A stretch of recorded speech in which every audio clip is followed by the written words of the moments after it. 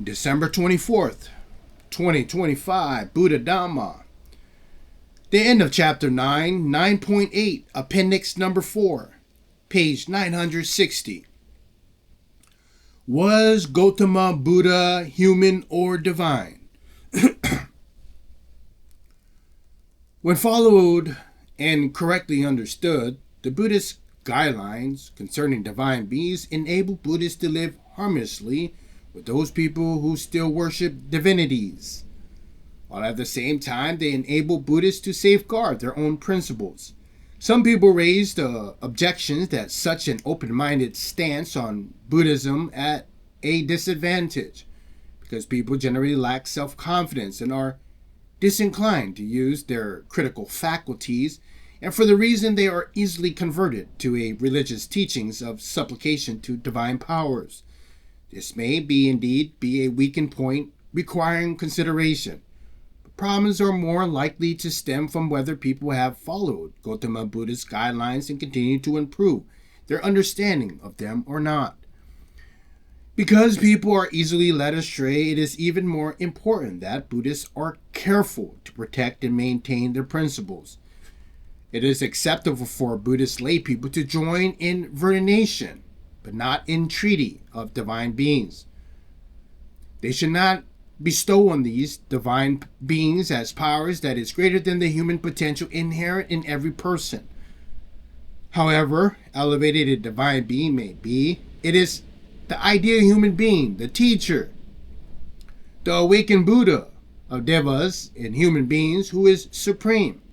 If one feels uneasy with the thought that the divinity that one has previously worshipped would venerate a human being, one can look at Gautama Buddha from a different perspective as someone who has developed himself to the highest degree and transcended the state of being either a god or a human, as borne out of by following the story from the Tipitaka, the Pali Canon. This passage contains a play on words. I have retained the idiomatic expressions for the reader to consider.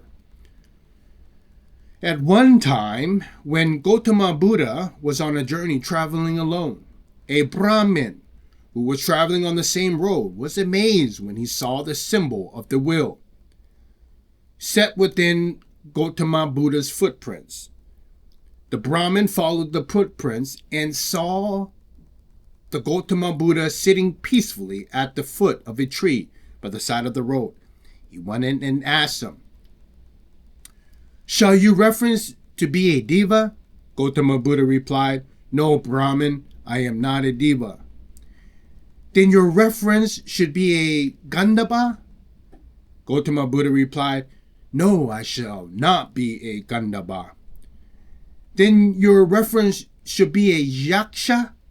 Gautama Buddha replied, "No, Brahmin, I shall not be a Yaksha." "Then shall your reference be a human being?" Gautama Buddha replied, "No, Brahmin, I shall not be a human being." Now when I ask whether your reference shall be a Deva or a Gandhava or a Yaksha or a human being, you replied, "I shall not." "What then shall your reference be?" Gautama Buddha replied, "Brahmin, those taints asavas, whereby if they were not abandoned, I may become a Deva, a Gandhava, a Yaksha, or a human being. These asavas, these taints, are abandoned by me, cut off at the root, destroyed so that they are no more subject to arise in the future. Just as a Brahmin, a blue, red, white lotus, though born and grown in water, rises up and stands unsoiled, undirtied by the water and the mud, so Brahmin, though born and grown in the world, I have transcended in the world and dwell unsoiled, undirtied by the world. Consider me, O Brahmin, the awakened Buddha."